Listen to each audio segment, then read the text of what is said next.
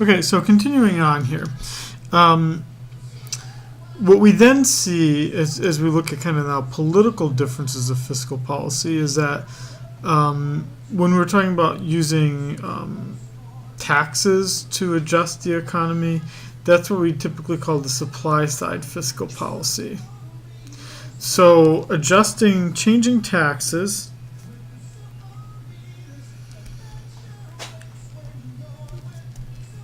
that's a supply side policy. So that's what we mean by supply side economics. Means trying to change the economy by changing the tax levels. The other side of it would be demand side, which is what most economists tend to side with a little bit more, which would be changing spending.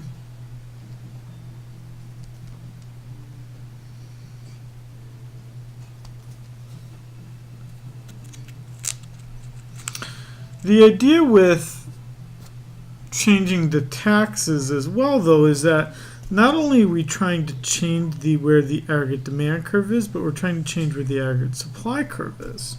In other words, a supply side fiscal policy, what it's trying to do is it's trying to shift the long run aggregate supply curve by making the economy more productive. For instance, if we encourage people to invest more in research by cutting taxes for research and development expenses, well, that would also help grow the economy, and you would see that right there. And that's just what's basically just repeated here. If the government does something that basically does something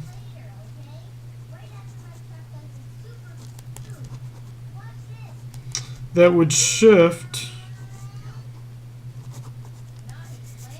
the frontier, the production possibilities frontier, anything it does that would shift where the PPF lies, that would be something that would expand the economy as a whole, or shift the aggregate supply curve. Again, the other idea is with something known as the Laffer Curve, actually something that, as a researcher, I've written about. The idea that this comes about in the 1970s from a person named Arthur Laffer. It's a pretty sweet last name. But the idea here is that if we lower the tax rate, it doesn't even necessarily, it wouldn't have to mean that the government collects less in tax revenue. Because the idea is that tax revenue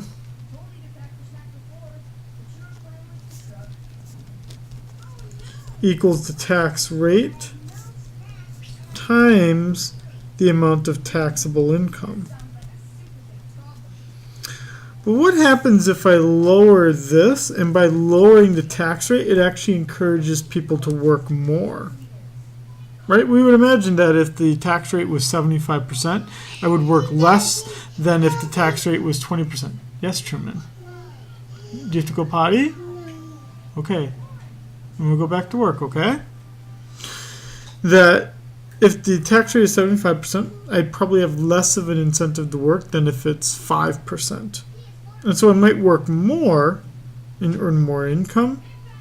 And even though I'm being taxed at a lower rate, maybe I make so much that the low tax rates actually bring in the same amount of revenue for the government.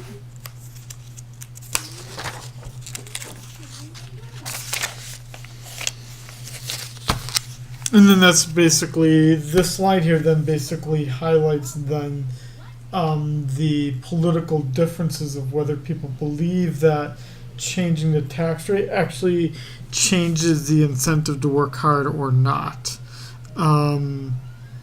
Or are you, by changing your taxes, are you encouraging people to start their own business or not? I don't know what the answer is to that.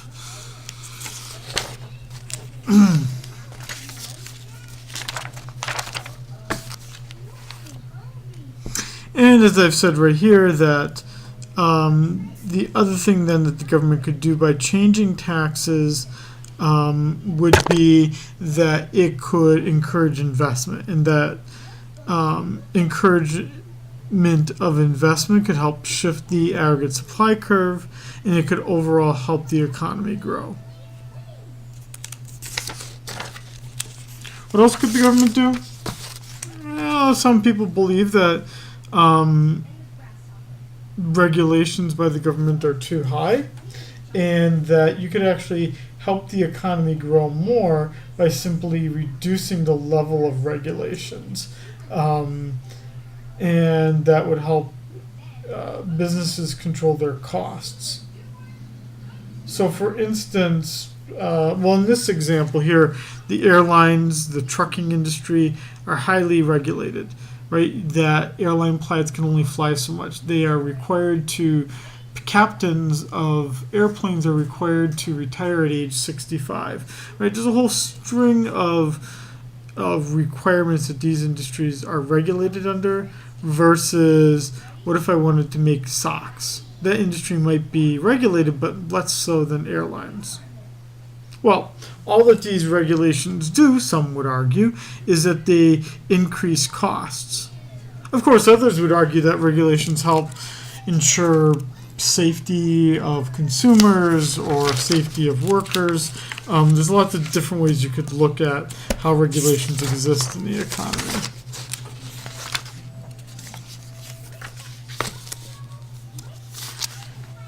Okay. So the other idea is that the economy, besides doing things on a discretionary basis, could also do things on an automatic basis. So the nice thing about automatic stabilizers is that you don't have to wait for Congress to act or not act. As we know, politicians don't like to act unless they're absolutely required to. So the great thing about automatic stabilizers is they happen right away to help the economy either expand when it's in a trough or contract when it's in a peak. And two examples of that are tax revenue and transfer payments. And so transfer payments would be like, if the economy is doing bad, I'm probably going to lose my job. That would mean that the government's going to start paying me food stamps, unemployment insurance, maybe rental assistance. The government's going to start spending more money on those things the moment I lose my job. Yeah, Truman. Otherwise, we'd also see tax revenue. That tax revenue automatically goes down the moment I lose my job. It also automatically goes up the moment I get a new job. And so those things happen automatically, work much faster to help stimulate the economy. Why are these stabilizers so important? Because again, what they do is we're trying to just, as you think about the business cycle being a cycle, what we're trying to do is we're trying to reduce the intensity of these fluctuations. They're not going to eliminate them, as the second bullet point indicates here. But they're going to make it a little bit smoother and less chaotic. And we know that these things work. Just to go back to a website I was talking about earlier here.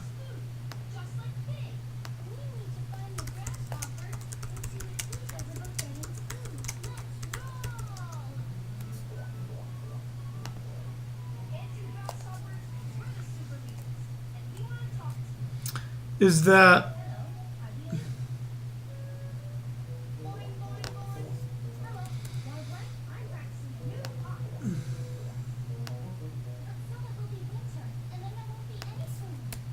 because when I'm looking at this here, is that where you see the most active use of fiscal policy and monetary policy is in the post-World War II era, which is right here. These 11 business cycles that have happened since the end of World War II. And what you see here is that the recessions have been much shorter, the peaks or the expansionary periods have been a lot longer. And so what you see, look at it this way. How about look at it this way?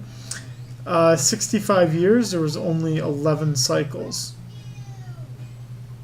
right? And in other comparable periods of time here, 54 to 1919, there were more cycles, 16 cycles. So the idea with fiscal monetary policy is you want to see fewer cycles and have those cycles be less intense.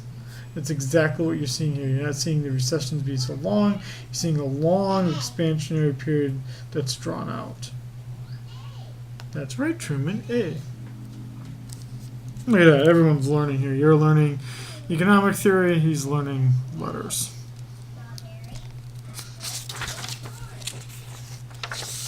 So what slows down fiscal policy? Like, why are automatic policies so great? Because the problem with fiscal policy is if you don't have an automatic policy, the problem is that it takes time to collect the data to realize that you're in a recession. The data that you collect is going to be of some time period in the past. And so continuing on with that, that's right, Z. It also takes time, obviously, for politicians to make decisions about things. It takes time for then those decisions, once they're made, for those decisions to be actualized or turned into a process. The whole thing with those four legs is that it takes up to, after the recession's happened, up to a year for Congress to finally act.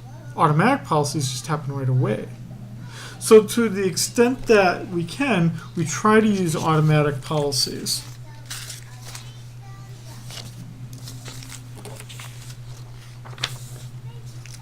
Now, related to this all as well is this idea of public choice theory. And in public choice theory, we're talking here about basically kind of the merging of economics and political science. And what it actually tells us a great deal about why deficits always seem to happen. The reason why deficits always seem to happen, at least from public choice theory, is that Truman is 3 years old, so by the time he's in his 50s, I will be dead. I hope, because I'd be a really old person. But the idea, Truman, back up from the TV.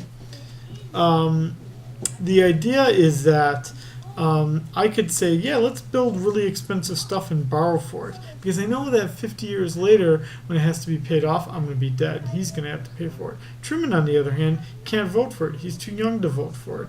So deficits are going to happen in part because the people who are going to pay the bills aren't going to be alive when they have to pay for it.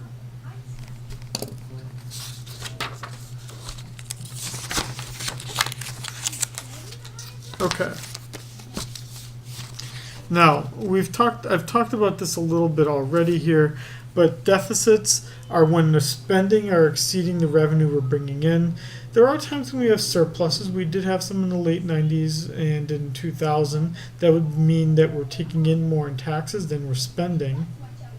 Most of the time we see deficits, and those deficits add up to a debt. Hey, Truman, do you have to go potty? No. Okay.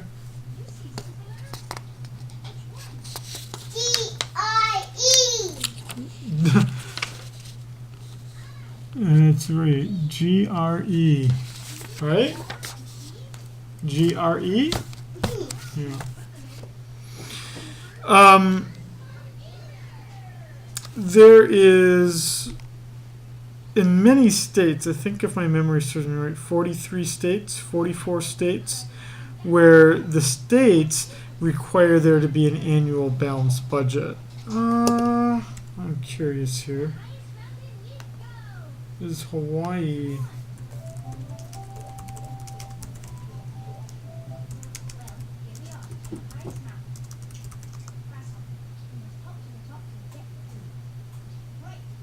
I guess we don't. This is actually a good thing. Okay, interesting. Okay. I say it's a good thing. You might think, wow, that sounds really bad of you shouldn't to say that. As the second bullet point indicates, I'm not alone in thinking that. It's a bad idea to require the government to only spend as much as it takes in. It's just a bad idea. It's not that I'm being irresponsible by saying that. I'm a parent. I have to be responsible. I wouldn't encourage people to take on more debts than they need to unnecessarily. But the idea was that we took on huge deficits in 2009, 2010. We had to do it to create the economy that we even have today, to save the economy.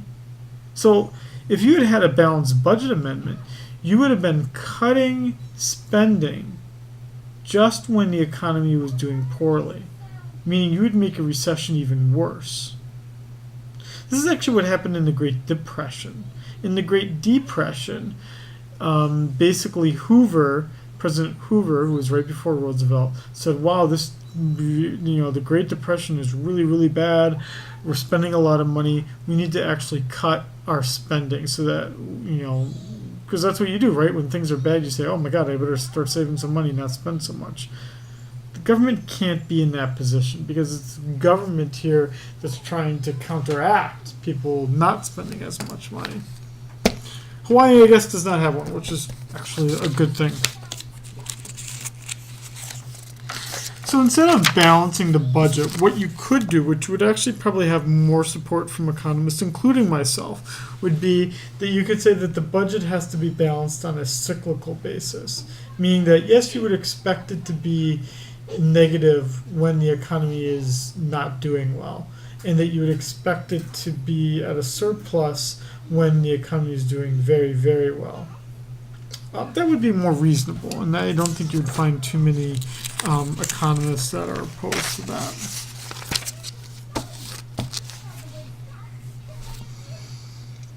What this means is that economists are not as concerned with balancing the budget as they are about the government taking on a role to ensure that the economy is growing well, what is called functional finance. For economists, the biggest thing that the government can do besides setting up intellectual property laws and just... That's right, P and Y. Oh, T and Y. Is it T or P? T? What word starts with T? That's right, it sounds like T. Functional finance, besides setting up laws that economists like because it basically sets the rules up for everyone, economists want the government to be serving this functional finance role where it helps the economy grow and helps stabilize the prices.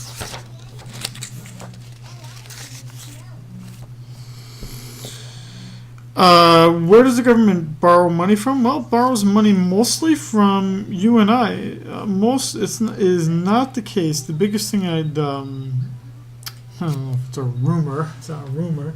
But the biggest misperception is that non-Americans own American debt. And that's not the case. It's actually, we actually own most of the debt. And we own it through the Social Security program.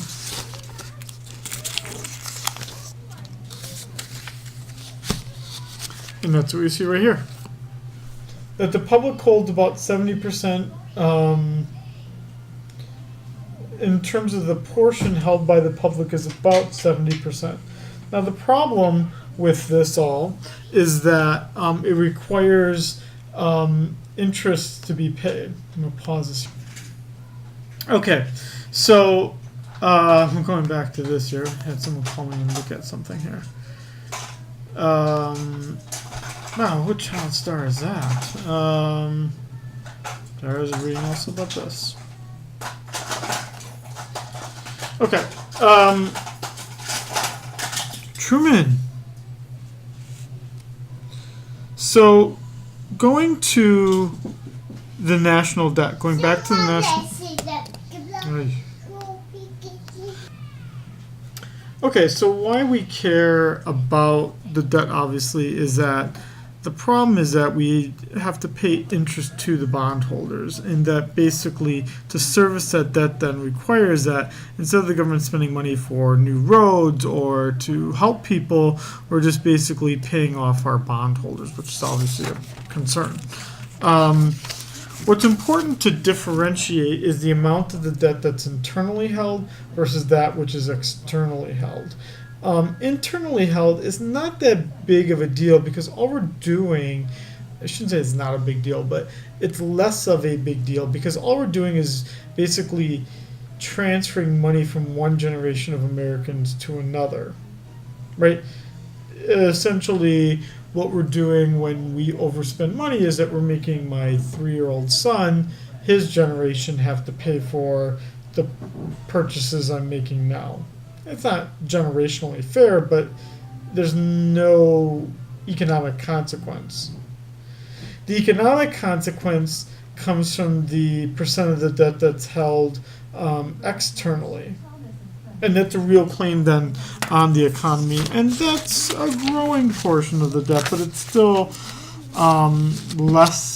it's still not the majority of the debt.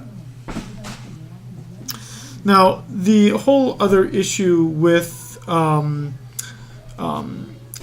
fiscal policy is that there is some crowding out that occurs. Basically, when the government is borrowing money, it drives up the interest rate, because when the government borrows money, that's less money that I can then potentially borrow. So, by the government borrowing as much as it is, it raises the price I'm going to have to pay for a new car, right? When I get that loan, or for a house, or for borrowing money to start a business.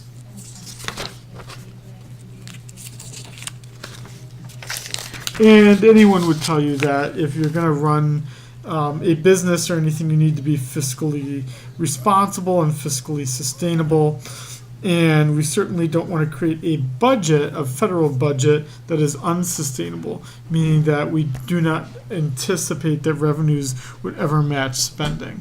And that would be the one concern we could say about the current budget in the U.S. is that it might not be sustainable because we have so much mandatory spending existing. And that's exactly what this slide talks about here. Is that the concern economists have right now is that the budget is unsustainable because the two largest programs, the two biggest things that the government spends money on, Social Security and Medicare, health care for the aged, these programs are going to be spending so much money that we're not going to be able to afford it. Okay, so that concludes this chapter, chapter 10.